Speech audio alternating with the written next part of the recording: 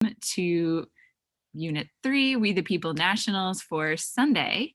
I, in just a moment, will be introducing you to your judges, but I'll introduce myself. My name is Emily Voss. I am the Virginia coordinator for We the People, and I will be your timekeeper today. You all know the drill by this point pretty well. Your judges will introduce themselves, they'll have you introduce yourselves and your coach, and then we'll go ahead and kick things off. They'll read you your question, mostly for the benefit of the recording, and then you all will proceed with your prepared statement, the Q&A, and follow-up time. So with that, let me go ahead and hand things over to the head judge, who I assume is Mike, since he is unmuted. Oh, I'm really not. I think Dr. Rogers is going to lead us. But Emily, just for fun, tell them where you are this morning. Tell them where you're sitting. Oh, so I'm at James Madison's Montpelier. So I have Madisonian vibes sending your way. Right, very appropriate. I think that's cool. Good. So good morning, students. Good morning, Mr. Trophy. It's great to see you. We've had a tough year, but you made it through it. And so it's a tribute to your determination, your wisdom, that you've made it this far, made it to the national finals. And we look forward to having a relaxed conversation with you this morning. It's really early, but you can be relaxed and you've got a lot of knowledge, and we know you're going to do a great job. So I'm Donald Rogers. I live next door in Connecticut. I retired from Central Connecticut State University, and I've been involved with We the People forever. So it's a great program, and I know Rhode Island's got a great program. And again, I'm looking forward to your comments. My name is Joe Stewart. I teach in the political science department at Clemson University. I've been involved in the program forever too. One of the annual events I have is coming to the Nationals, seeing the team from Rhode Island. Been doing it. I recognize Ms. O'Brien, your wonderful teacher from all the years in the past. So relax. We're going to have fun today. And I'm Mike Miles from Birmingham. I don't guess I have to tell you whether it's Birmingham, Alabama, or Birmingham, Michigan. You could probably figure that out by this accent I carry around. And listening to the two of them describe their history in this, I'm one of them's grandson. I don't know if I'm Dr. Rogers' grandson or Dr. Stewart's, but I'm one of them, and I'm glad to get to travel around with kinfolk this morning. Your teacher is a easily recognized and very dear friend, and we're glad to get to see you this morning. Aiden, I want you to tell me when this is over how you managed to maneuver yourself onto this panel. That was a pretty good job you did there. It looks like I think you're traveling in good company this morning. So students, tell us who you are, and be sure to formally introduce your teacher. Jasmine Bakush.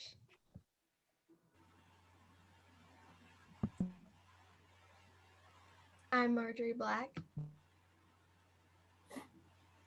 I'm Kate Zonin.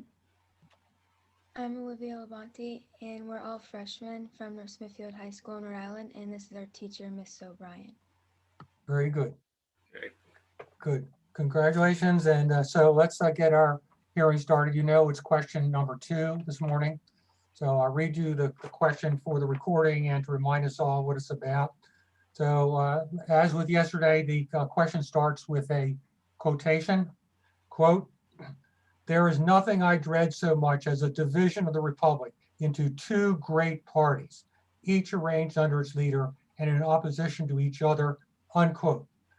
What issues led to the formation of the original political parties?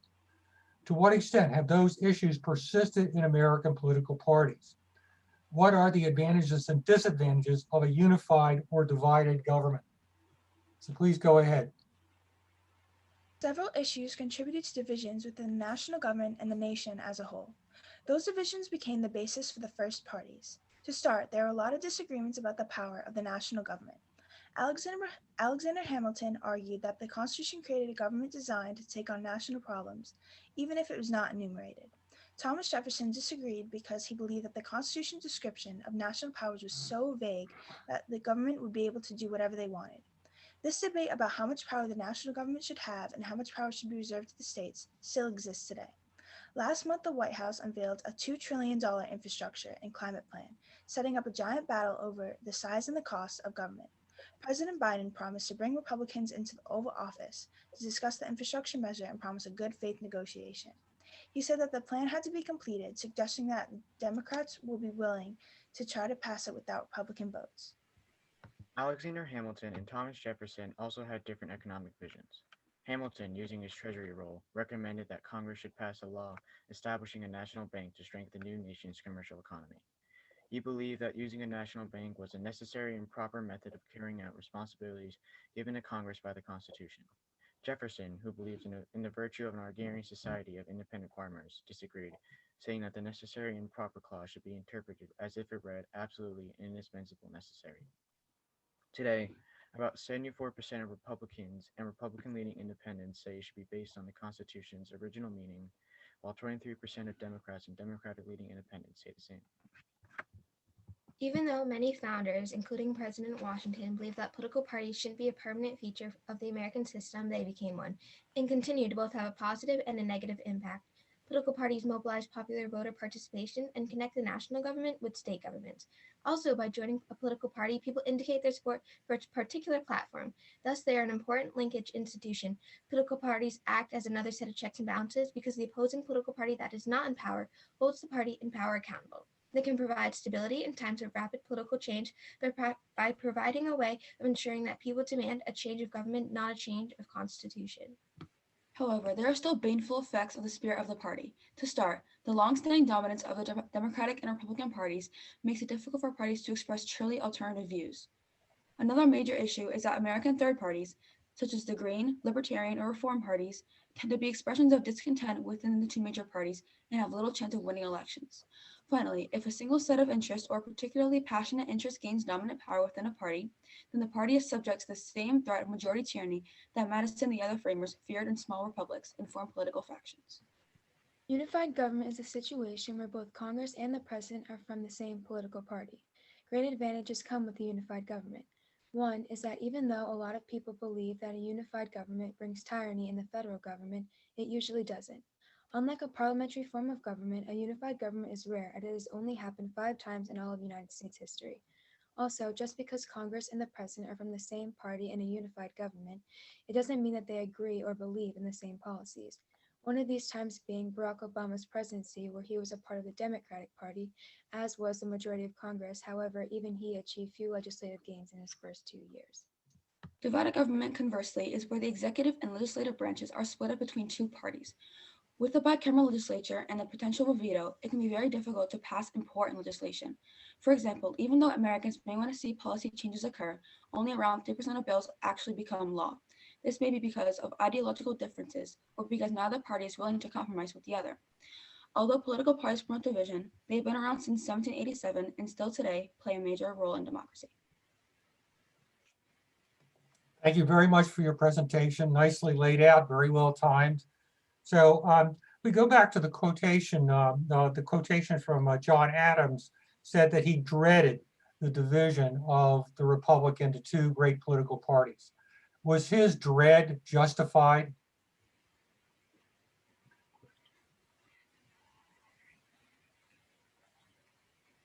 I think he was worried that the two political parties were going to destroy the Constitution. Both sides thought that each other were going to destroy the Constitution, and they were worried that it would divide the government like Washington always said it would. I think his opinion is justified because now we see that the two major political parties don't necessarily destroy the Constitution, but they create a lot of controversy and a lot of arguing between the two important parties, and it kind of takes over the American political system. I agree because, as Olivia said about what Washington believed of political parties, he said that political parties would root the minds of the people, and it's similar to what the parties are doing now with how they're influencing the minds of the people. So you think parties are a bad thing? I do not. I just think that some of Washington's beliefs and John Adams' beliefs are justified. Well, you've mentioned that the parties serve to connect, I guess, people, you refer to them as linkage institutions. I'm going to suggest to you that a Rhode Island Republican is different than a South Carolina Republican. what are we talking about when we talk about political parties? Let's make sure we're talking about the same thing here. How would you define political parties?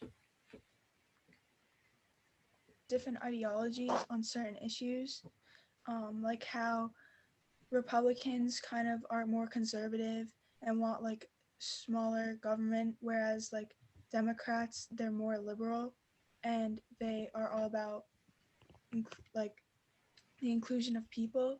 Like, and both parties can disagree on many issues, like how on abortion, like Republicans do not support it, whereas Democrats do.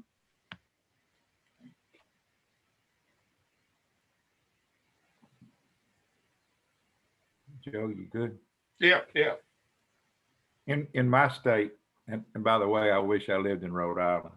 I've got a lot of good friends up there. In my state, the legislature is using its power to try to influence the number of people who can vote. And so they're using their legislative power to influence the outcome of elections, not by issue, but by the methodology of voting. Should a legislative body be allowed? Now, elections have consequences. President Biden won the national election. Governor Ivey, a Republican, won the Alabama election. The legislature is overwhelmingly Republican. Should a legislature be allowed to pass laws that are deliberately designed to impede the other party getting votes? Or is that just the outcome of an election? Too bad, so sad. I feel like the legislature, like they play a big part. Like I know in New York, the next mayoral campaign, they're supposed to be doing ranked choice voting. Yeah. So ranking the nominees from a voter's favorite to least favorite. So they're gonna try it out and see if that works. If we adopt ranked choice voting nationwide, do you think that would affect the problem you pointed out that third parties don't have much chance of success?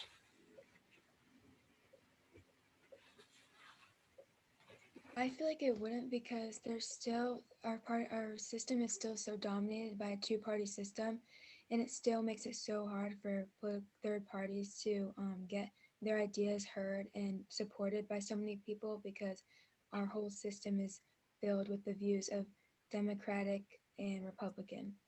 And is that a bad thing? In Kate's part of the essay, she was talking about, Dr. Rogers, I'm gonna follow up on his if you don't mind. In Kate's part of the essay, she mentioned the Green Party and several other third parties.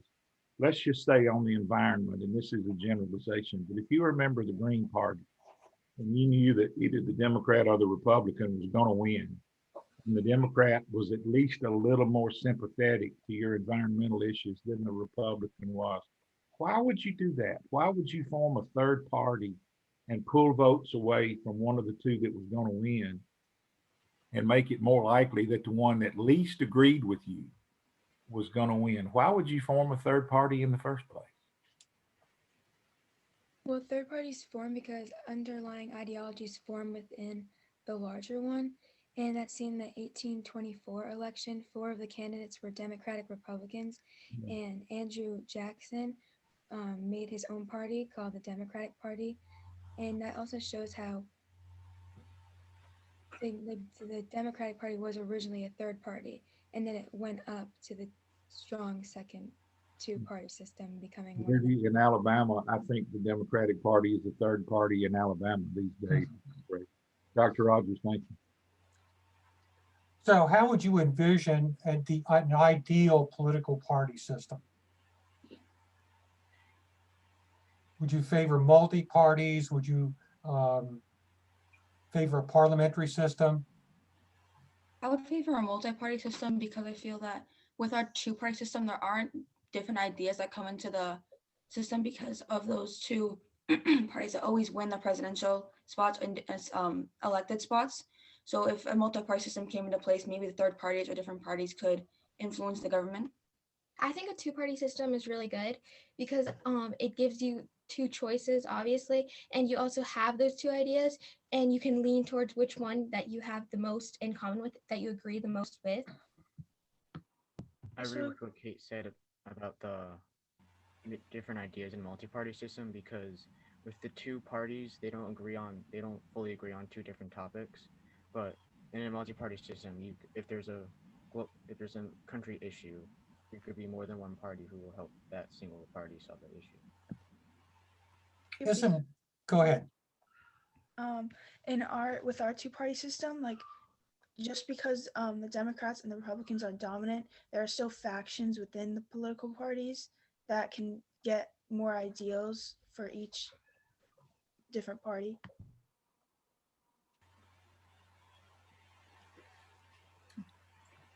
When you were talking about divided government, you mentioned the executive and legislative branches.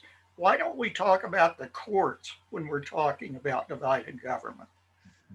Well, because the courts are supposed to be a nonpartisan practice, even though sometimes they can be put into the court system as a certain party. They're supposed to be a nonpartisan, so that's why we don't talk about it when talking about a divided government. Courts. But is that true? You said supposed to be. Well, the founders wanted to be, but I don't believe that now it is.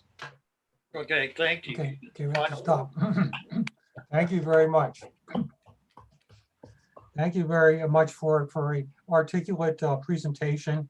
You did a very systematic job in answering each part of the question. I really appreciated that, and especially going back to sort of the politics of the 1790s and teasing out the issues on the power of national government, the economic policies that Hamilton and Jefferson disagreed about. You might have mentioned foreign policy, the disagreements about the French Revolution and the war in Europe. I mean, that was really the divisive, issue that formally caused the parties to come together. So you could have added that. I thought your responses to our questions were really good. And you consistently point out that George Washington saw, the baneful effect of political parties. One thing I think it might have sharpened that point about Washington and even about the quotation is to get at the reason why they were skeptical of parties. And that is that they began with an assumption that in a republic, the people had to be virtuous. That is, that they had to put their self-interest aside and support the interests of the country. Otherwise, the country wouldn't work. And that's behind Adams's point, behind Washington.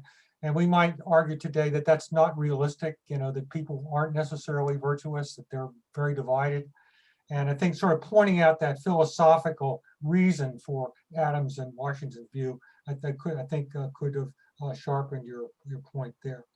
So, but overall, very good thought about the political process.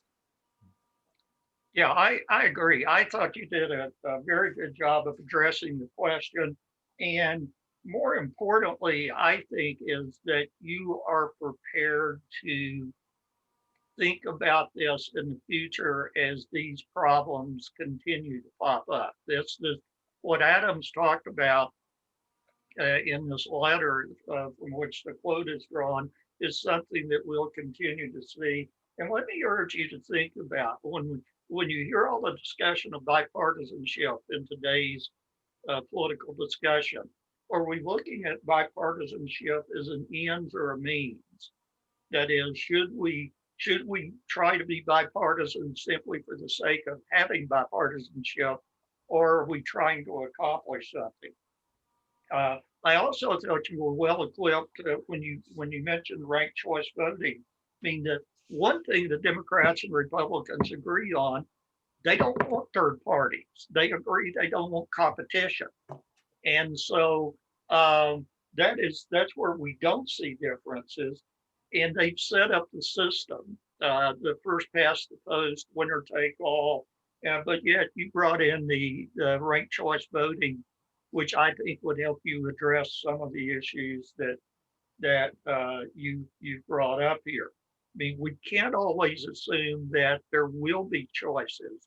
There was a Florida newspaper some years ago in one of the 1970 elections, 70s elections that referred to the choices as the choice between Tweedledum and Tweedledummer.